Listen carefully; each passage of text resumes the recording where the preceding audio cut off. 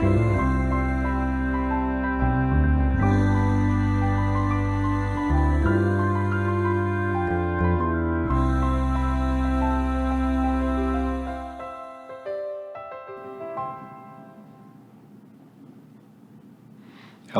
and welcome to Book Circle. I'm Earl Wyenberg.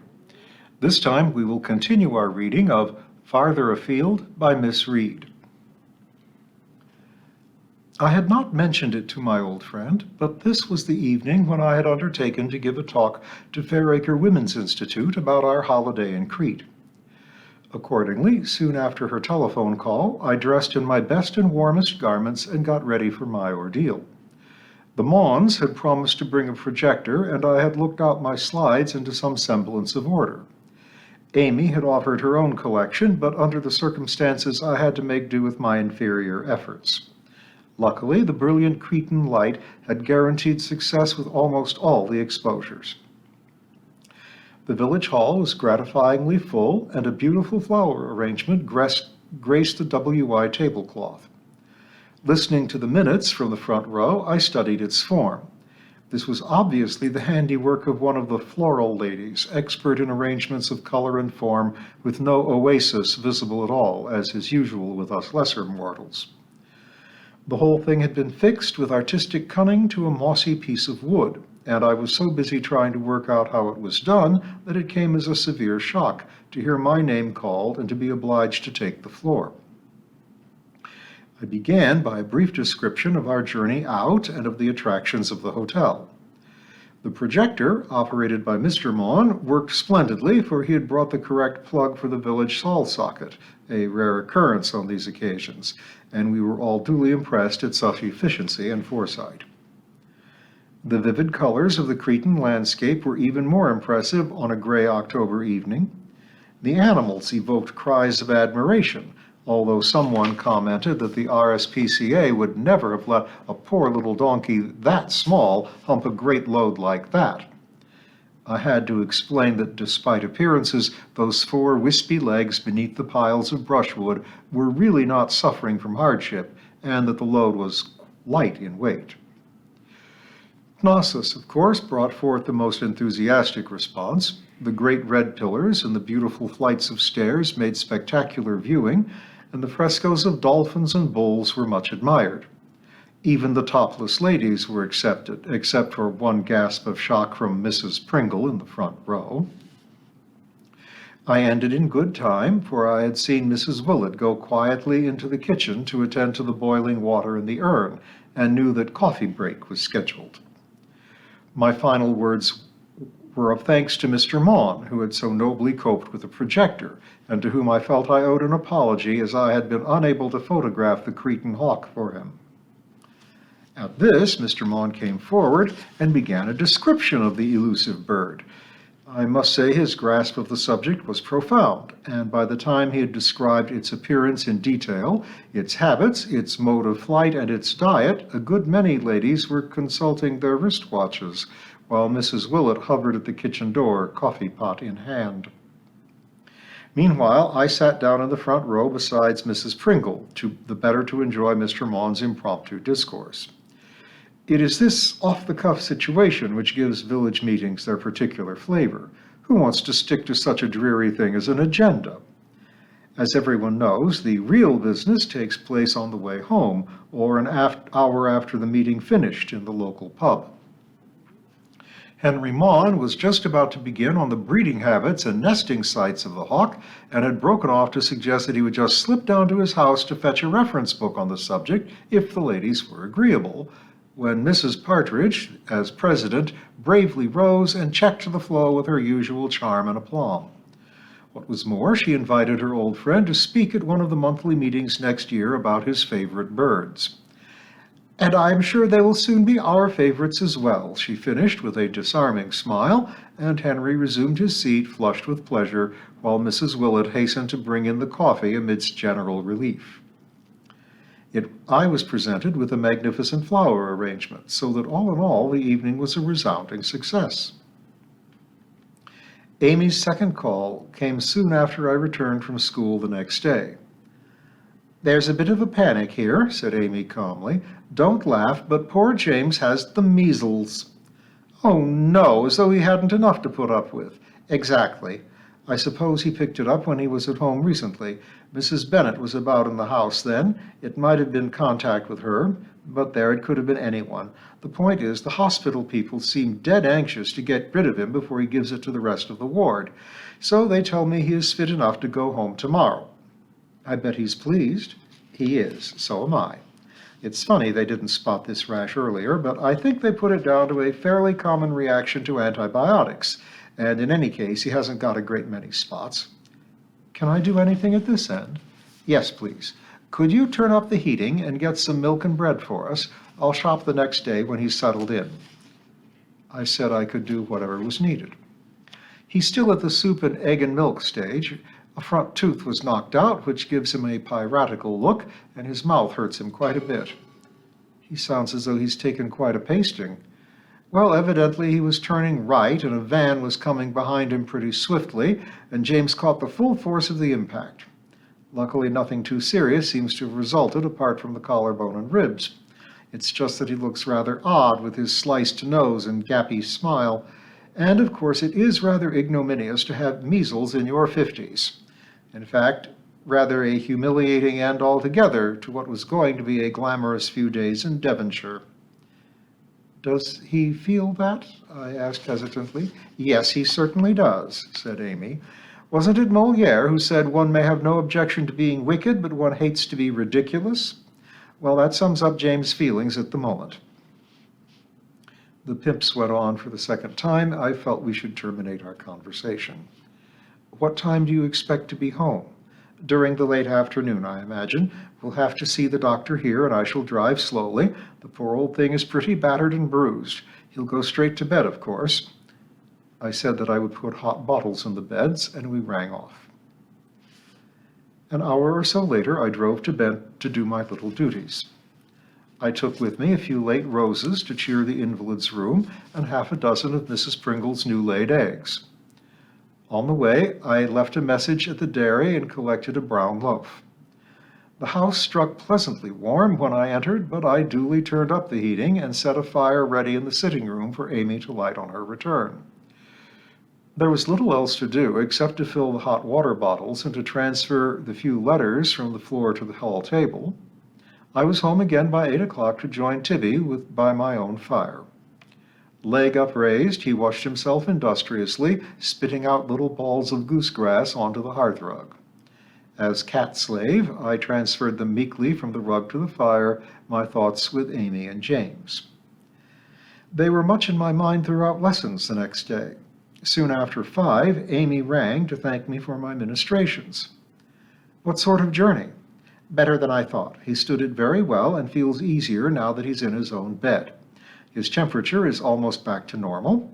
I shall get our own doctor to call in tomorrow, but I think he'll mend fast now." There was relief and happiness in Amy's voice, which I had not heard for many months. And I knew, as Amy certainly must know, that in every sense of the expression, James had come home. Chapter 20. The Final Scene. The autumn gales gave way to a spell of quiet gray weather, and we were all mightily relieved. The stoves behaved properly, the children almost as well, and their parents finished tidying their gardens and generally set about preparations for the winter ahead. Mist veiled the downs from sight. It hung swirling sluggishly in the lanes, and everything outdoors was damp to touch. Flagged paths and steps glistened, little droplets hung on the hedges, and nothing stirred. All sound was muffled. Mr. Robert's sheep in the field across the playground sounded as though they bleated at us from as far away as Beech Green. The dinner van purred to a halt as mellifluously as a Rolls. Even the children's voices, as they played up and down the coke pile, were pleasantly muffled. The measles epidemic seemed to be on the wane. Children returned, a little peaky perhaps, and certainly with tiresome coughs, which persisted long after they were pronounced cured, but seemingly ready for work and secretly glad, I suspected, to have something to occupy them. James's measles and his general injuries kept him resting for some time after his return home. Amy rang me one evening when I was busy with the local paper. "Getting on quite well," she replied in answer to my inquiries. "But I really rang about something quite different. Have you seen the paper today?" "I'm holding it." "Good. Look at page 14. Hang on while I turn it over." I spread the paper on the hall floor and turned the pages. "What about it?" I asked. "Well, look at the photograph." Amy sounded impatient. I looked obligingly at some 20 photographs of local houses. At least 6 pages of the Caxley Chronicle are devoted to housing advertisements. "Which one?" "What do you mean, which one? There's only one." "On page 14? It's one of the advertisement pages. There are about 24 photographs." There was an ominous silence. When Amy spoke next, it was in the quiet, controlled voice of a teacher driven to desperation by some particularly obtuse pupil. "Which paper are you looking at?" "The Caxley Chronicle." "You said the paper. On Thursday, naturally, the paper is the local one." "I didn't mean that thing," Amy shouted with exasperation. "How parochially minded can you get? Look at the Daily Telegraph." "I shall have to fetch it," I said huffily. "I haven't had time to look at it yet." I found page 14 in the Right periodical and called excitedly down the telephone. "Yes, good heavens, Gerard!" "As you say, good heavens, Gerard. What do you think of that?" The photograph showed a pretty woman in a fur coat holding hands with Gerard, who was looking remarkably smug and had a wisp of hair standing up in the wind like a peewit's crest. Underneath it said, "Miss Hattie May, the well-known musical comedy actress, after her marriage to Mr. Gerard Baker at Caxton Hall." "It's staggering, isn't it?" I said, "and they've even got the names right." "It's not the reporters I'm concerned with," said Amy severely. "It's poor Vanessa. What will she be feeling?" "I don't imagine she'll be too upset," I said. "I never did think she was in love with him." This was plain speaking, but I was still smarting from Amy's high-handedness over parochial minds. "I don't expect a single woman like you to be particularly sensitive to a young girl's reaction to an attractive and mature man like Gerard," said Amy with hauteur. She was obviously going to return blow for blow, no doubt to the enjoyment of the telephone operator. I determined not to be drawn. In any case, I had some gingerbread in the oven, and it was beginning to smell most sentimental, as Kipling said. This was no time for a brawl. "Look, Amy," I said swiftly, "I honestly think Vanessa is completely heart-whole, at least as far as Gerard is concerned, so don't upset yourself on her behalf." Amy accepted the olive branch and spoke graciously. "I hope you're right. You often are," she added generously. "I wonder if I should ring her at the hotel, but perhaps I'll wait." "Good idea," I said, trying to keep the relief from my voice. Amy in meddlesome mood is dangerous. "No doubt she would prefer to get in touch with you." Yes, that's so," agreed Amy. She sounded thoughtful. I rang off before she could start the discussion again and made swiftly from the oven. The gingerbread could not have stood another 2 minutes. I discovered with some surprise that half-term occurred the next weekend. So much had happened already this term that I had not really collected my wits sufficiently to look ahead. What with Amy's affairs, the last trivial discomforts of my own injuries, Mrs. Pringle's tribulations, the measles, and the ordinary run of day-to-day school events, time had whirled by. Miss Edwards, my infants teacher, a pleasant girl who had been with me for 2 years since the departure of Mrs. Bonney, brought to my notice the fact that if we were proposing to have a Christmas concert, as usual, then we should start preparing for it. She was right, of course, but the thought depressed me. "What about a carol service with the 9 lessons?" I countered weakly. "We shall have the usual Christmas party at the school." She looked disappointed. "Let me think about it over half-term," I said, and we shelved the subject. "And another thing," she said, "I'm getting married next Easter, so of course I shall give in my notice and go at the end of the next term. It's early to tell you, but I thought you'd like to know in good time." There was nothing to do but congratulate her, but my heart was leaden. I broke the news to the vicar when I saw him. His face lit up with joy. What good news! She will make an excellent wife and mother. There are too many girls rushing out of teaching to become excellent wives and mothers, I said sourly, especially infant teachers. Heaven knows when we'll get a replacement. After all, the colleges don't get the girls out until June or July. We shall have a whole term to fill in. This is a situation which has faced us often enough, but every time it brings pain and perplexity. Mr. Partridge trotted out his usual optimistic hopes. There's dear Miss Clare, he began, much too old, and not fair to her or the children. Well, Mrs. Annett, perhaps? She has 2 children of her own and a husband and an old blind aunt coming for the summer. Really? What a kind person she is, lives for others, and an example to us all.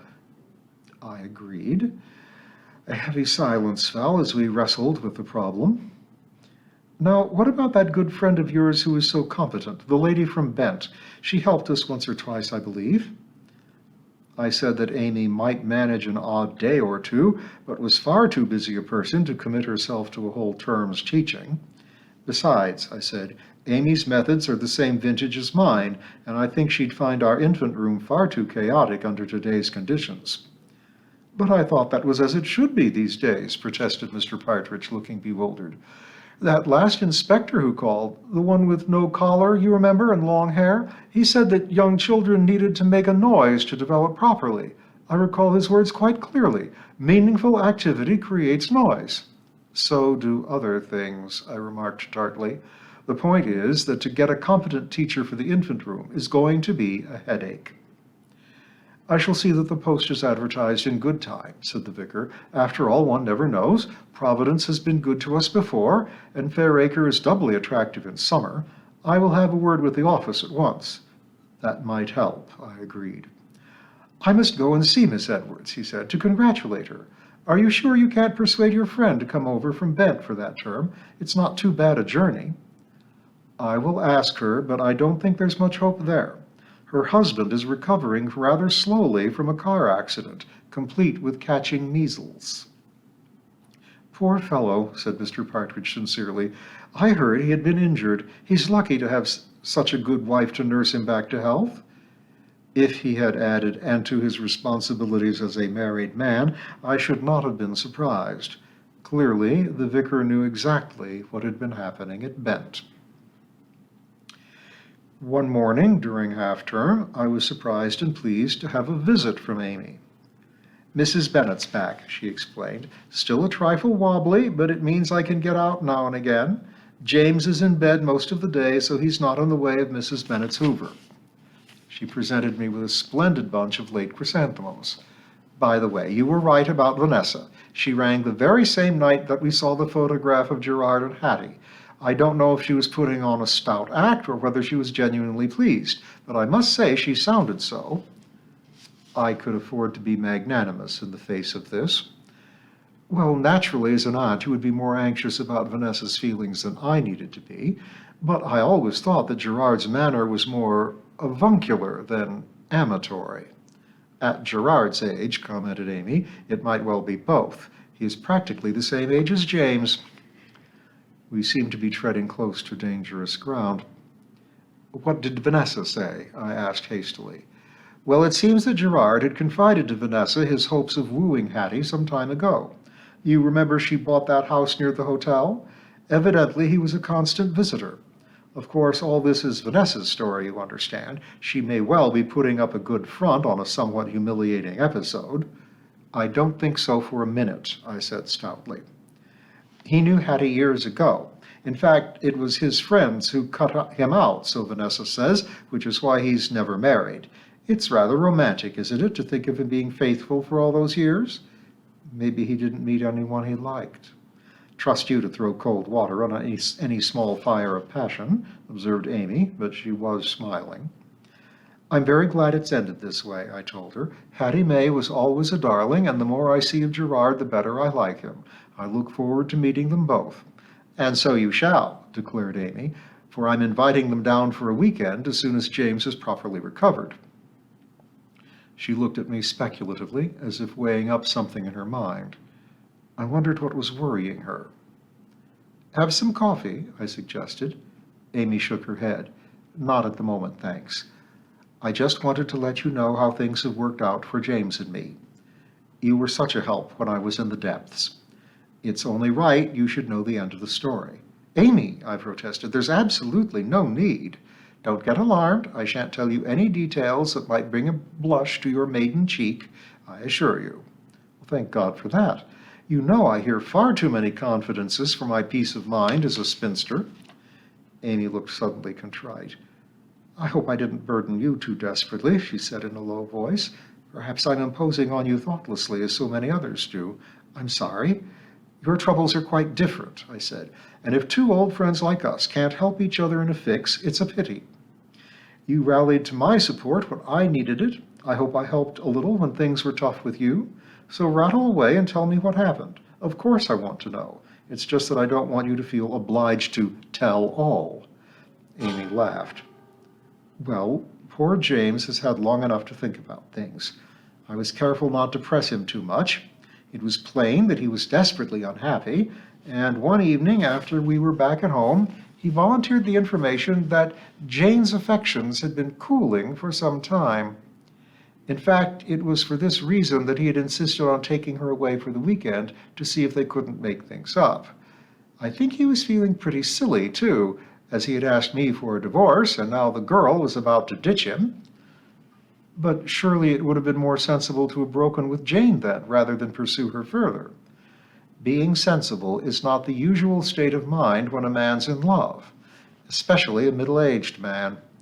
And you know, James, love him as I do, I face the fact that he is a terrible show-off, and always has been.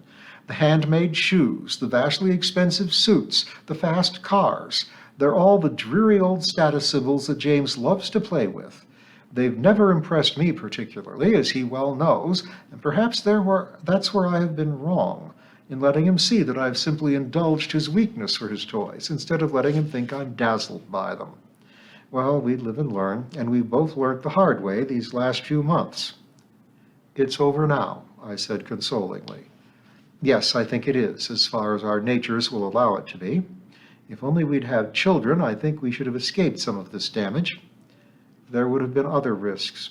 They might have turned out unsatisfactorily in one way or another, and I think that's harder to bear than any result of one's own actions. Amy nodded and sighed. I suppose the old saying that man is born to trouble as the sparks fly upward is pretty true. However, our particular trouble had a funny side. But tell me. Well, on the day of the accident, evidently Jane was being remarkably offhand, and James was doing his best to impress her as they drove, much too fast, I gather, down to Devon. According to him, she picked a quarrel about the best route to take and was actually tugging at his arm when he was turning right, shouting that it was the wrong road. I think there may be some truth in this. James isn't a liar about matters of this sort, and it's unlike him to have missed seeing the van coming up behind him. He drives much too fast, I always think, but he prides himself on being a good driver, and really he is. So she may have caused the accident? Who's to say? Anyway, she was furious with him. I heard a bit about her behavior from the hospital staff, and she wouldn't answer the telephone when James tried to ring her. After some time, he began to accept the position, and it was then that he told me all about it. Was he very miserable? I think he's begun to get over that. Let's say he was beginning to be more clear-headed, and to face the fact that he'd behaved badly. Also, that he was well out of the situation, which would have been distinctly uncomfortable. Jane's mother, I gather, is a holy terror. Anyway, recovery was complete last week when a letter came from Jane. I brought it for you to read. Oh, no, I demurred. I'm sure James would be horrified if he knew you'd shown it to me. Not he. Here, take it. She handed over the sheet of bright blue paper. In a large schoolgirl scrawl was Jane's final communication, presumably, to James. It said, Dear James, this is to give in my notice. I don't want to set foot in that office again or to see you.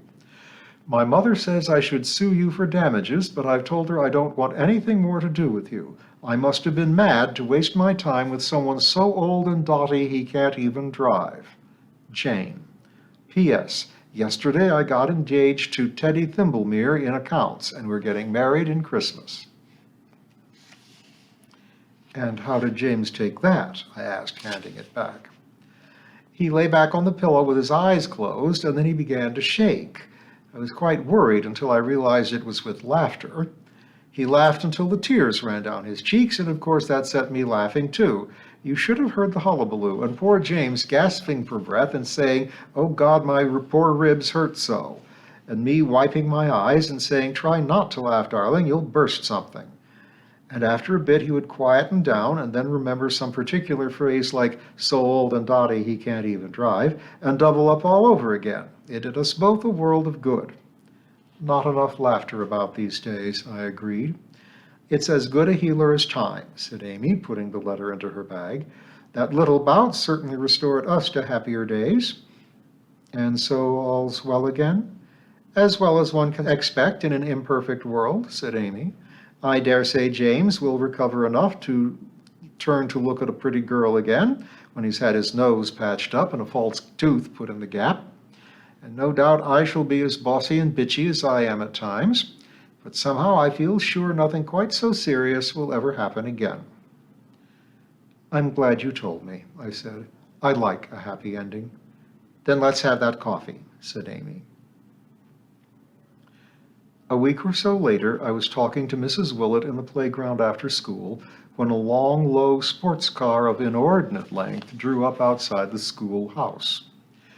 It was a dashing vehicle, bright yellow in color, with enormous headlamps and one of those back windows on top of the car like a skylight.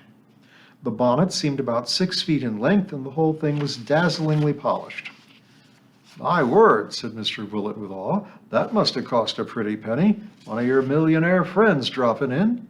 "Strangers to me," I was saying, when the door by the passenger seat opened and Vanessa emerged. "Hello," I welcomed her. "How lovely to see you."